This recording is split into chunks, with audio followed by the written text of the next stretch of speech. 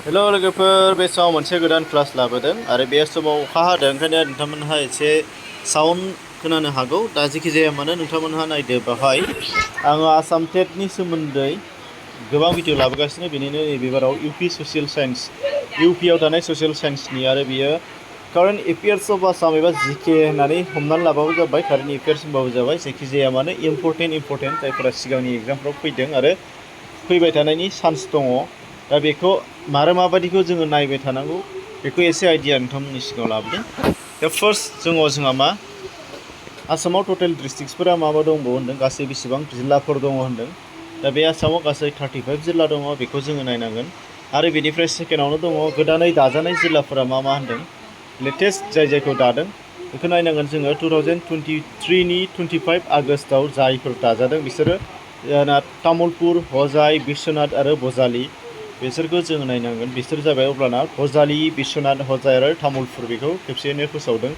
दा बेजों लोगोसे नोंथांमोनहा स्पेसियेलि जुदि नायनो लुबैदोंबा तामुलपुर हजाय बिश्वनाथ आरो बजालि बिसोरखौ इन्टारनेटआव सार्च खालामनानै नायदो बबे डिस्ट्रिक्टखौ माने कभार खालामनानै गोदानै दादों एबा बबे ओनसोलखौ लानानै दानाय जादों बेफोरखौ नायनोबा नायदो आरो जुदि फैबायबायनो आसा खालामदोंबा नायनो हागोन आरो नामखौल' गोसोआव लानोबा बेखिनियानो आरो लेटेस्ट जोंना नेसनेल पार्क दङ सिखोना जोहोलाव नेसनेल पार्क बेखौ माब्ला फोसावनाय जादोंमोन होनदों 5 मार्च 2025 आरो एरियाया 316.29 स्क्वायर किल'मिटार होनदों 316.29 स्क्वायर किल'मिटार आरो चिरां क'क्राझारजों बियो नांजाबनानै दङ बेनिफ्राय आसामनि बबेयाव बांसिन अखा हायो होनदों बे जाहैबाय नर्थ लखिमपुर होनो ओरैनो लखिमपुर डिस्ट्रिक्ट नाथाय बेनिनो एरियाया नर्थ एबा साहा ओनसोलाव बोसोराव गासै मिनिमाम खमावबो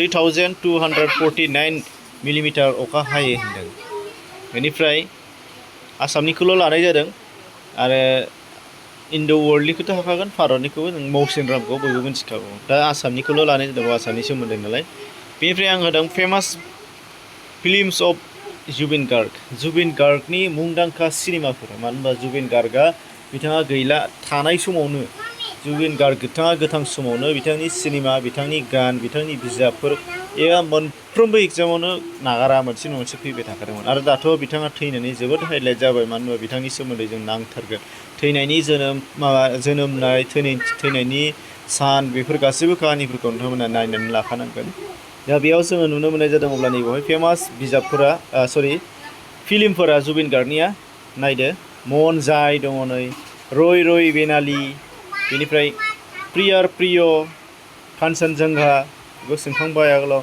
टुमी मोर मटु मोर बे ओमफ्राय मिशन चाइना बेखौबो सोंखांबाय मिशन चाइनाखौबो बेनिफ्राय वाइड एंगल आरो सिकार बे सिकाराबो कुइसन जाबाय थायो दा बेफोरखौ जों गोसोआव लानांगोन स्क्रिनशट खालामना लानो हागोन PDF होनाय जायाखै स्क्रिनशट खालामनानै लाबानो जाबाय PDFनि लिंक होनाय जायाखै बेखौ दाना नायदो 6 नम्बराव टप 10 सं अफ जुबिन गार्गनि मेथाइफोर एकदम टप 10 जायफ्रा जोङो सोंजाथाव बेखौ खोन्थानानै होबाय नोंथांमोननो मायाबिनी बेथ' फेमासथार बेखौ जोङो लानांगोन आरो बेनि सोमोन्दै डिटेल्सै नायनानै लानांगोन लिरिक्सआ सोरनि सोर सुजुआ सोर कम्प'ज खालामा सोर टिउनखौ सोर होआ बेफोरबायदि गासिखौबो एसे नायनांगोन आरोखि नायनो हायोबा मोजां मानो होनबा बिराद मुंदांखा जादों बे मेथाइआ बेनिफ्राय मन जायाबो मेथाइआनो बेनिफ्राय सुनेरे हजुआ पजा स्पेलिं प्रनाउन्स होनाया एसे आलादा जानो हागौ नाथाय स्पेलिंखौ नायनानै लाबानो जाबाय स्क्रिनशट खालामनानै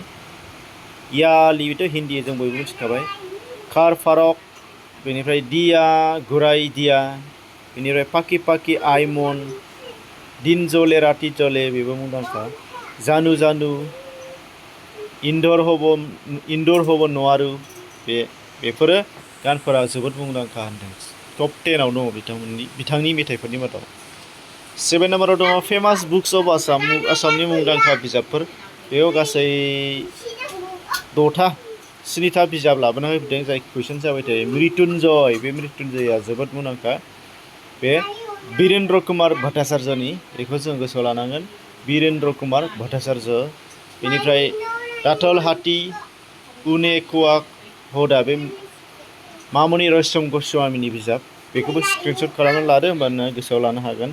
बेनिफ्राय माखमाव फैबाय थायो रिता चौधुरीनि, बेनिफ्राय बुरि आइ साधु लक्ष्मीनाथ बेसबरुवानि, बेनिफ्राय सुगन्धि पकिला हिरेन भट्टाचार्यनि, बेनिफ्राय आसिमत जार हेराल सिमा बे कान्चन बरुवानि, बेनिफ्राय the history of Assam sir Edward Gait बेथ' फेमास खाथार, बेखौ लाजोबबानो जाबाय। आरो बेनिफ्राय हायोबा जेसेबां फेमास बुक्स दङ बेफोरखौ नायथारनांगोन, मानो होनबा फैखागोनखा आसामनि बिजाबफोरा फैखायो।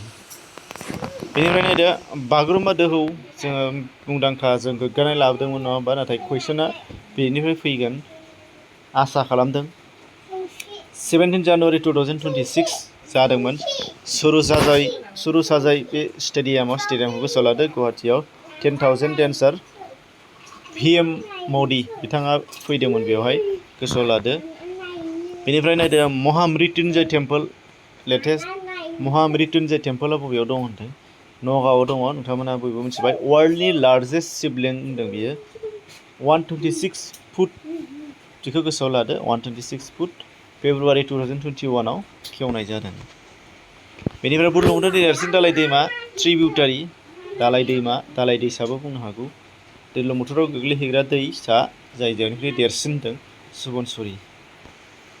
सुबनसिरि। बेनिफ्राय आसामनि बबेयाव सुनै अन्थाइ मोननाय जायोनो लाइमस्टन, मानो होनबा जोङो थाव सोदाङै थाव मोननायखौथ' दिग्बिनिफ्राय लानानै जोङो लाखानांगोन, बेखौ मिथिखागौ। नाथाय आरोबाव ओमफ्राय खैलाखौबो जों मिथिखागौ बांसिनानो, ओंखायनो नाथाय लाइमस्टन एबा सुनै अन्थाइनिखौ बारा लाया, लाइमस्टनाबो कुइसन जायो। बेखौ माइनिंनि जेसेबां दङ बेखौ जोङो मिथिनांगोन। बे डिमा हासाव आरो कार्बि आंलं जिल्ला होनदों बे, आरो बेनि सायाव फेक्टरिखौबो गोसोआव लादो बबेयाव लाइमस्टन एबा बबे लाइमस्टनखौ जों मायाव बाहायो, बेसिकेलि सिमेन्ट बानायनायाव बाहायो, जिहेथु सिमेन्टनि लार्जेस्ट फेक्टरि बेफोरखौ नायदो। दा बेफोरनि मोनफा मोनफा बुथुमनानै होखानाय सिलेबास हिसाबै क्लास लानाय अलरेडि 2021निफ्रायनो 2021 टेटनियावबो लानाय आरो दानियावबो लानाय गोबां भिडिअफोर दङ, डिसक्रिपसनाव लिंक दं, बेजों थांनानै नायदो। प्लेलिस्ट अनलि बेयो प्लेलिस्ट थाखाय आसाम टेट UP ससियेल साइन्सनिल'खा, बेयाव थांनानै नायबानो जाबाय। गासै 46+ भिडिअ नोंथांमोना नुगोन, बेयाव क्लास दङ, PDF बेफोरखौबो मोनगोन आरो। दाना आसामनि सोर गेलेगिरिखौ बिक्कु होननानै मिथियो, आसाम स्प्राइट होननानै मिथियो, आसाम सौरभ होननानै मिथियो, बेथ' जोबोद फेमास नालाय। अब्ला जाबाय बे लाभलिना बरग'हाइन, बेखौ जोङो लादो आरो बेनि सोमोन्दै मिथिदो। दा बेल' नङा, जेसेबां नेसनेल गेलेगिरिफोर दङ आसामनि, जेसेबां मा दङ अलिम्पिकआव हाबहैनो हानाय दङ, सिगांनियानो जा दानियानो जा गोदानानो जा, गासिखौबो जोङो नांगोन। बेफोर नेसनेल इन्टारनेसनेल खेला गेलेग्राफोरखौ जों आसामनिखौ लाथारदो आरो। बेनिफ्राय आसाम भैरब, बयनिख्रुइबो हायेस्ट अनार एवार्ड, मान बान्था, बेखौ जोंना हायेस्ट होनदों आसामाव, बेयो आसाम भैरब। आरो आसाम भैरबनि उनाव सेकेन्ड आसाम सौरभआनो। दा बे आसाम भैरबखौ सोरनो होजेनदोंमोन होनदों 2021आवसो जागायजेनखादों, जोंना रतन टाटा बिथांनो होदों होनदों। आरो लास्ट जोंना 2024आव होदों नमिनेट खालामनानै, बे जाहैबाय लेफ्टिनेन्ट जेनेरेल राणा प्रताप कलिता बिथांनो होनाय जादों होनदों।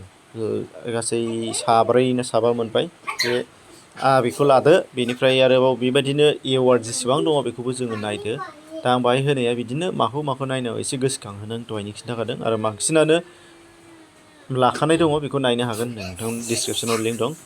आसामनि गिबिसिन मेगाजिन अरुण'दयखौ सोर सुजुदोंमोन होनदों, बे नाथन ब्रन, बिथाङा हारसिङैल' सुजुआखै, नाथाय बिथाङा गाहाय सुजुगिरि जानानै दंमोन, आरो बेजों लोगोसे 2-3 सुजुगिरि दंफायोमोन। नाथन ब्रनआनो फाउन्डार मोनदों, फार्स्ट गायसनजादोंमोन बेखौ 1846 जानुवारियाव बेखौ फोसावजेनदोंनो शिबसागरनिफ्राय, गोसोआव लादो। इंराजफोरनि समनि खोथा आरो आसाम जारिमिननि सोमोन्दै डिटेल्स गोबांथार भिडिअ दङ, क्लास लानाय दङ, PDFबो दङ, बे प्लेलिस्टआव थांनानै नायबानो जाबाय आरो। आसामनि फिसासिन जिल्लाया बबेया होनदों, बे फिसासिन जिल्ला बे जाहैबाय नोंथांमोना साउथ सालमारा आरो मानकासार, नामानो बिदिनोखा, नोंथांमोना नायबाबो नुगोन सार्च खालामनानै, साउथ सालमारा मानकासार। 568 स्कुवेर किल'मिटारल' होनदों, 568 स्कुवेर किल'मिटार।